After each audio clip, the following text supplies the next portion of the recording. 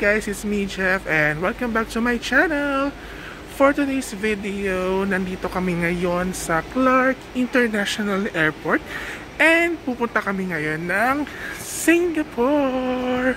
Ayan si Mama at si Papa, nauna na, pasok na tayo sa loob. And actually guys, it's my first time here. Actually lahat kami dito sa Clark International Airport. In fairness, maluwag siya. O diba? Ang laki! Tsaka ang ganda oh. Bongga. Let's go guys! Grabe guys, ang ganda dito sa Clark International Airport. Tsaka ang lamig!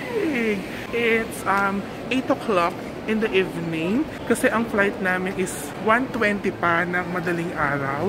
It's December 21 today. Nakaka-miss itong Clark International Airport na to, in fairness. So mamaya pa naman yung check-in namin. Siguro mga 10 o'clock, ganon. Hindi ko pa alam kung saan ang aming booth ba ang tawag dyan. Basta ganyan. Titignan ko na lang sa schedule later. May restaurants din dito. Magdi-dinner muna kami. Ayun nga guys, sana magdi-dinner muna kami. Kaso nasa second floor siya eh. Ayan o. I mean, nasa taas siya. Ayan yung hagdan. Merong lift dito, kaya lang di naman gumagana. So, tanong muna namin kung paano aakit sa taas kasama ang aming mga bag. Walang chance na madadala namin yung mga baggages namin doon sa taas, yan o dyan, sa restaurant. Kasi nga sarado yung lift. Dito na lang muna kami, o ako na lang muna, dito na lang muna sa mga benches, sa waiting area. Then si Mama at si Papa na lang muna yung pumunta dun sa taas para bumili ng food. For the meantime, uupo muna tayo rito. Dito muna tayo guys, uupo. Nakita ko na yung flight schedule. Sa row D kami, gate 13. Hindi ko lang alam kung mababago pa yung gate, pero yun yung nakalagay na schedule. Bayad muna tayo ng travel tax, which is 1,620. Dito raw banda yun after nung counter D or row D. Tingnan nyo guys, oh, ang ganda ng Christmas tree nila. Dito tayo sa harapan para makita natin. So yan ang entrance ng Clark International Airport. Ayan, ang ganda oh. Tingnan nyo. Christmas na Christmas. Let's go! Ito na guys, nakita ko na yung travel tax. Ayan siya. Sa dulo. Bayad muna tayo. Tingnan ko yung sa travel tax. Ang sabi ko, sa Jetstar kami papuntang Singapore. Magbabayad nga sana ako. Kaya lang, sabi nung nandoon sa counter, mag-check-in muna daw para daw malaman kung kailangan pa daw magbayad ng travel tax. So, later na lang. Tapos na kami mag-check-in and then, pinapunta kami sa travel tax para magbayad kasi hindi naman talaga included yung travel tax dun sa airfare ticket. Kaya ito, nagbayad na kami ng travel tax. Mag-i-immigration na kami. Actually guys, hindi naman na kami pumila sa check-in counter kasi may priority lane naman. Si Mama at si Papa both senior. Kaya ayun, ang bilis namin naka-check-in, nakakuha agad ng ticket. So here na, pupunta na kami ng immigration. Later na lang. I'm so happy naman nakalagpas kami sa immigration. Gate ano tayo? 13. Ito yung gate 13. Ang ganda rito. Tom and Tom's Coffee. Meron ding Korean, Japanese cuisine. So dito ang gate 9 to 16. Dito tayo. Oo. Again, we're happy nakapas kami ng immigration. So ano ba yung mga tinanong sa akin sa immigration? Una sa lahat, kailan ang balik? Pangalawa, saan ang punta? Tapos, tinanong nila kung working ako. Syempre sabi ko, working ako as a nurse. And then, chinek yung ID ko ng company at yung PRC ko. And then, tinanong din kung saan ako nag-work. Ngayon, papunta na kami sa gate 13, which is ang aming boarding gate. Doon pa siya banda. Ayan, 11 pa lang. Finally arrive at gate 13. Ito ang aming airline, Jetstar TK776. Bound to Singapore and 1:20 AM ang aming alis. Tingnan nyo guys, so walang masyadong tao dito sa Clark International Airport. Unlike dun sa NAIA, sobrang crowded. Yun nga lang, ang layo nga lang nito. And eto na nga guys, boarding na kami. Ayan na yung aeroplano namin. Let's go inside.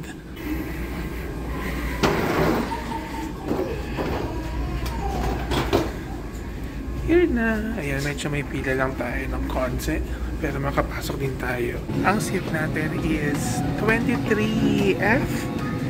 Actually, DEF. Kaya hanapin lang natin yung 23. Morning.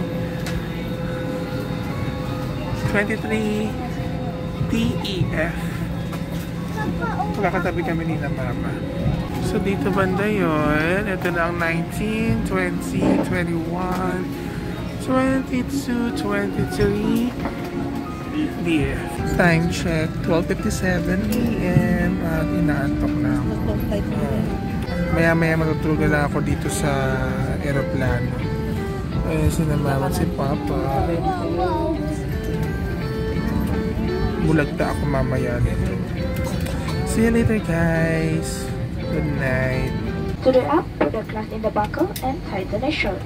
Undo it by lifting the buckle flat. You should keep your seatbelt down whenever you're seated, just in case we come across above you. If face mask is worn, remove it before putting on the oxygen mask. Put the oxygen mask down firmly. Put it on quickly over your nose and mouth.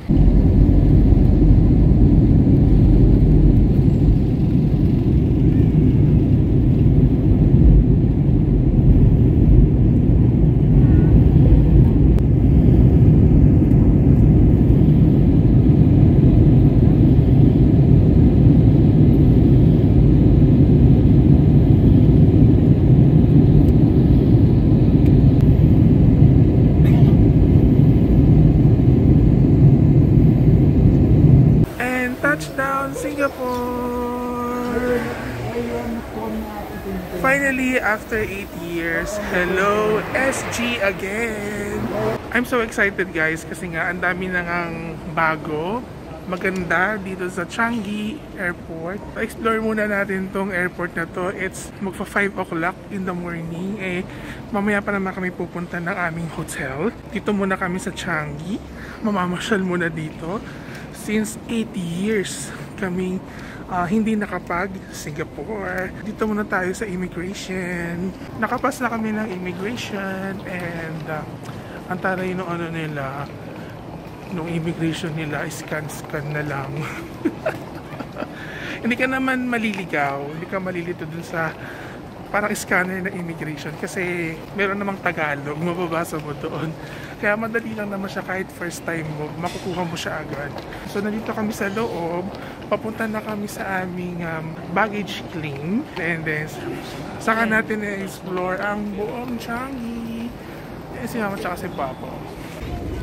Okay.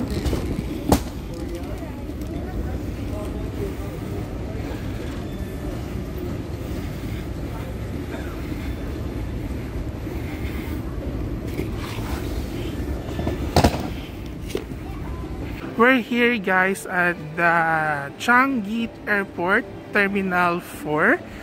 Pupunta kami sa Terminal 1 via bus. Kaya lang dahil maaga nga kami, alas 5, alas 6 pa yung bus papuntang Terminal 1. Dito muna kami sa Level 2 departure area ng Terminal 4.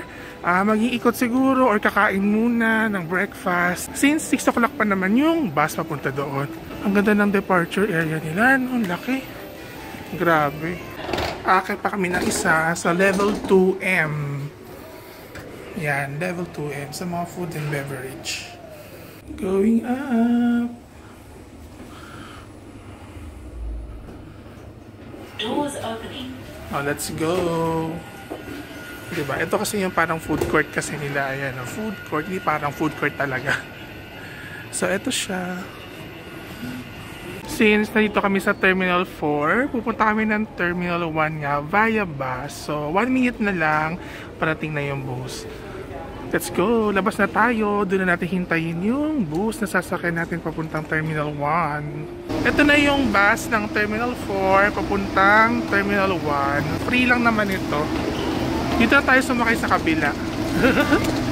Ayan, sakay tayo dito.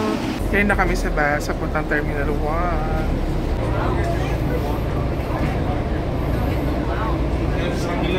Nandito na kami guys sa Changi Airport Terminal 1 at ito na yung Jewel sa Changi. Tatawid muna kami papunta dyan. Mukhang sarado pa siya pero dito na kami tatambay, maghihintay na kami. This is Jewel, kaya lang sarado pa. Maghihintay lang kami ng opening since mamaya pa naman kami pupunta ng hotel. Mamaya pa alas 12. Ay, oh, may tren, no? Ayan yung tren. O, bongga. Dito muna kami. Bukas yung mall. Pwede na pumasok ng ganitong oras. Time check. It's already 6:30 in the morning. Pero yung mga store, sarado pa. Pero meron itong Starbucks. Kung sino mag-Starbucks ng ganito ka-early, pwede naman. And ito nga yung nakikita ko sa mga TikTok, video, YouTube, yan yun, no? Yung parang waterfall. Wala, sarado pa. So, later na lang. Nandito na ako sa arrival area ng Terminal 1. Kukunin ko muna yung SIM card na binukusakluk. Lagi ko na lang dyan kung ano yung binukusakluk na SIM. Makukuha siya sa Prosegur Exchange malapit sa Money Changer. Actually, nakita ko na yun. Nandun siya, oh, banda. Kung nandito kayo sa arrival ng Terminal 1, ito yung bell 16 to 20. Dito lang yan sa right side paglabas mo. Nandito yung Prosegur Exchange kung saan pwede mong makuha yung SIM card na binok natin sa Klook. Ayan siya, oh. Prosegur Exchange. Kunin na natin, pakita lang natin yung voucher. Dalawa kasi yung Prosegur Exchange dito. Yun nga yung malapit sa Belt 16.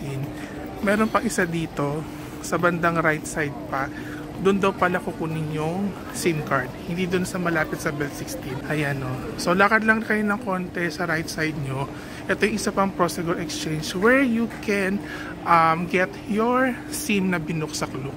Ito no guys, kiniklaim ko na yung SIM na binukusakluk. Ayan. So, kailangan lang din natin ng dalawang passport kasi dalawa yung SIM na binuko. So, isang SIM per passport. Tapos, ang alam ko guys, itong EasyLink card, ito yung isa sa mga ginagamit na card para maka-access ka sa mga MRT, mga bus. Ito na guys, yung dalawang SIM card na bigay na sa akin. So, isiset na lang natin ito sa ating cellphone. Ang cute nito, oh. Ayan siya, oh. Diba? Ang cute. Ano to? Kuromi. Ang cute. Doon muna tayo sa waiting area. Upo muna tayo doon, maghintay-hintay until mag-open tong Jewel. Pahinga muna tayo doon and magcha-charge muna ako kasi meron silang mga outlet dito para makapag-charge ka. Ganon. 10 o'clock pa talaga ang opening ng mga stores dito sa Jewel Changi. So, while waiting pa doon sa 10 o'clock, ikot-ikot na tayo dito kung anong mga makikitang mga shops, mga stores. Ayan siya, Jewel. Kasi nga 'di ba, later pa kasi yung sundo namin from dito sa airport papunta sa aming hotel kasi nag-private transfer kami. Mamaya sabihin ko rin sa inyo about the private transfer.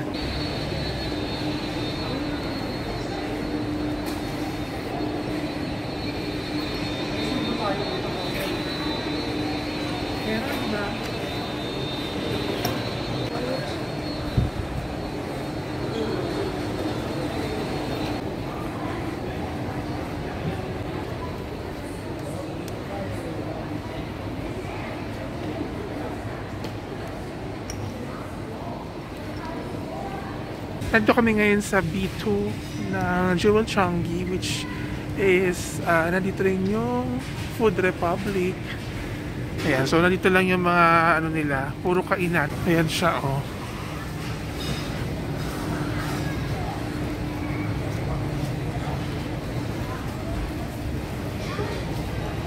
Merong donkey dito guys, oh, di ba? O di parang nasa Japan ka lang kasi merong donkey. O di parang nasa Japan ka lang pag pumasok ka dyan. Oh, bongga. Again, while waiting, magko-coffee and bread muna kami dito sa Yakun Kayatos. Ito yun, oh guys, oh. Yung Yakun Kayatos. Mukhang masarap nga kasi ang daming tao. Look, oh. At may pila pa dito. Yan siya. O, diba? Punuan. Ayan. Pero sige, laban natin to. Ang in-order ko ay butter sugar kayat sauce, includes of egg, Tapos yung bread na merong, of course, butter. And then, coffee. Mamimili ka kasi kung coffee or tea, pero coffee ang pinili ko. So, dito yan sa Ya-kun Kayat Sauce.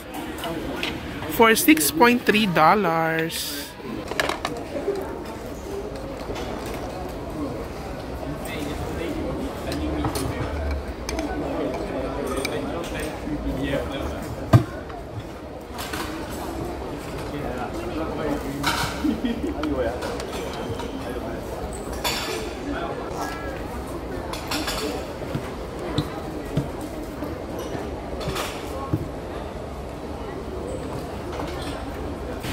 Nandito na kami guys sa may yung waterfalls dito sa may Changi Airport. Siya kung nakikita nyo, ayun yung tren dito sa Jewel Changi.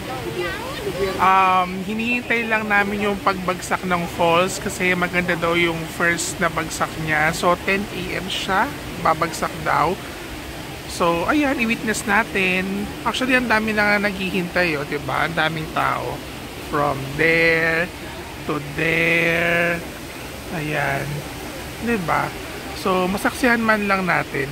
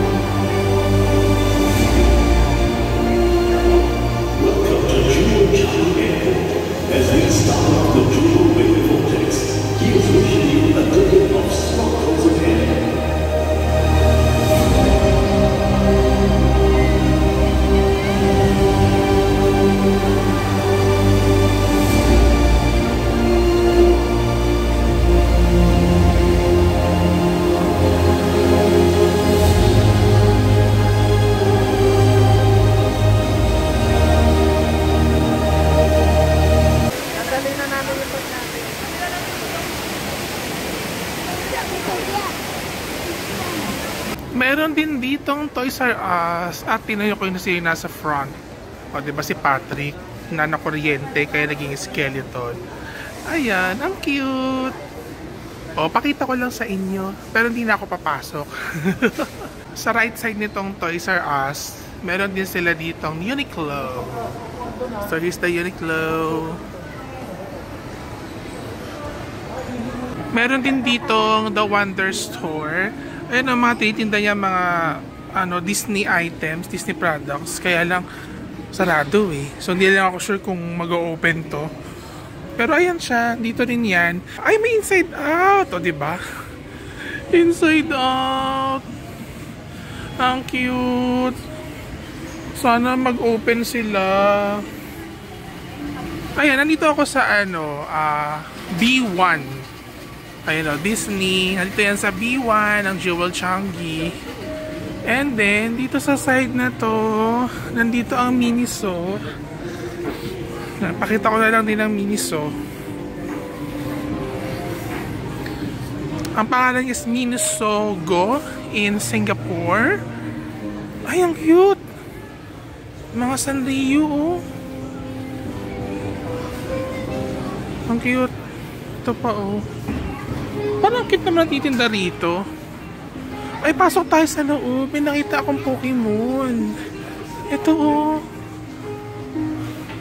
Ay, may Pokemon. O, syempre, nagkantingin na lang tayo, no? Ay, ang ganda. Ang ganda.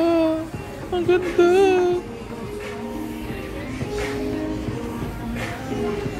Ang ganda. Dahil may nakita akong minion at hindi ko natiis, bibiling ko to for 13.9 Singaporean dollars. Ito, nabili ko na siya at nilagyan ng straw kasi kasama yung straw niyan eh. And itong Wonder Store na ito, ayan, finally nag-open na sila kasi kanina diba sarado. Napakita ko na to inside out, ayan ang mga merch na inside out. Actually, meron pa dito eh. Ito oh. Ito pa oh. Ayan oh. Kasi sadness oh. Nandiyan lahat. Sila anger, anxiety, si envy, si disgust, si joy. Ayan. Si embarrassment nandito sa kabila. Kaya lang $18.9. Nakakaloka. Now, nandito na kami sa level 4 ng Jewel Changi at meron ditong Pop Mart. Actually, maliit lang yung pwesto nila pero at least walang masyadong tao, konti lang. O diba, walang pila. Unlike sa Philippines, sobrang pila. Check natin ang Pop Mart here.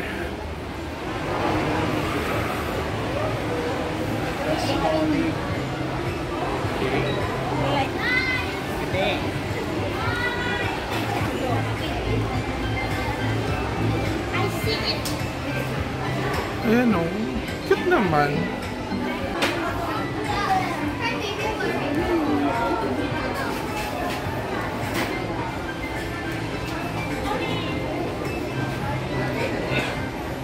Ay, may nakita ako dito oh. Ay, may Pokemon. Ay, Pokemon tuloy. May Minion. Minion. Cute. Ito, ang cute din itong mga to.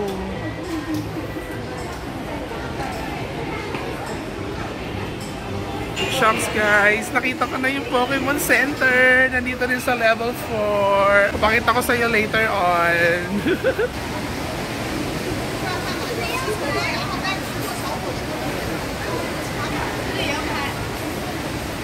So, this is the Pokemon Center here at Jewel Changi. I love it! Oh my God! Ang laki ng Pokemon Center dito. Oh my God! Ang cute! Look! God! Ang ganda! Hindi natin siya lilibutin guys ha. Titingin-tingin lang tayo ng konti.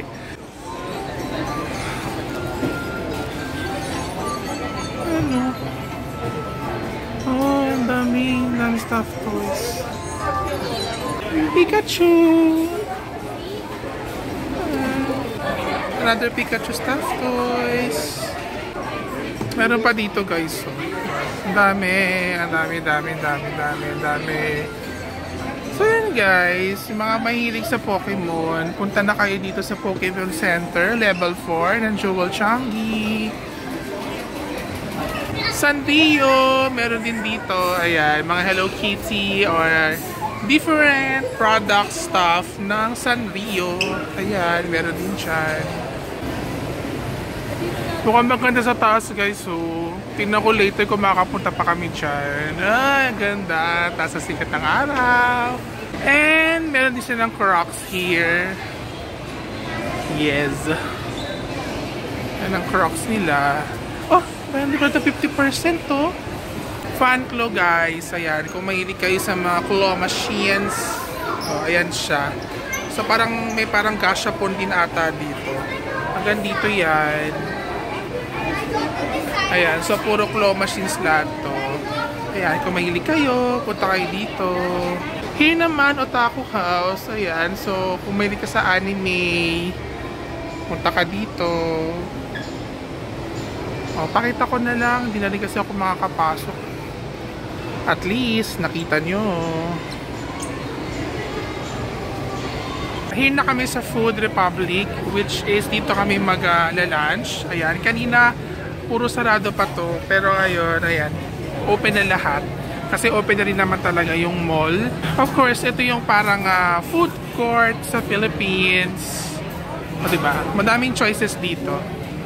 So, dito kayo magla-lunch. For my lunch, guys, ito ako bumili sa Padang Lesa, the authentic Indonesia cuisine, Java Kitchen. Ayan. So, mamimili ka lang dito kung ano yung mga gusto mong food. Ang dami niyan. May fish, may seafood, may chicken, and then different kinds of vegetables. So, mamili ka lang dyan as an a la carte. Then, malalaman mo naman yung price dito sa cashier. So, ito yung in-order ko. This one, yung eggplant to, chicken na pepper, and then another vegetable. Of course, rice. Finally guys, after 8 years, makakatingin ulit tayo ng food dito sa Singapore. Kasi alam nyo ba, ang sarap ng pagkain dito. Itong set na to ay, ang price niya is $9.80 or Singaporean dollars. Kukonvert mo siya sa Philippines, nasa 400 plus. Pricey talaga, pero I believe masarap to. Papunta na kami ng hotel guys. Tapos na kami mag-ikot-ikot dito sa Jewel Changi. Grabe, napakaganda rito. At ngayon ko lang din nalaman na mall pala ito. Akala ko airport din siya, hindi pala. Palabas na kami dito sa Jewel. Kasi nag-book naman kami ng airport private transfer. So, sa Klook din yan, no? So, hanapin nyo na lang din sa Klook. Hindi kasi ako yung nag-book eh. So, sa Klook, marami naman doon mga airport transfer, private transfer from airport hanggang doon sa hotel ninyo para hassle-free na rin kayo papunta sa inyong mga tutuluyan dito sa Singapore. Ayun na kami sa meeting place with the driver nung kinuha namin private airport transfer. Dumating na yung vehicle namin from Klook for the private transfer. Ito siya. Ayan, yung kulay puti na yan. Ang dami niyang seater pala, no? So, 8 lang naman kami. Obviously, kasya kami dito.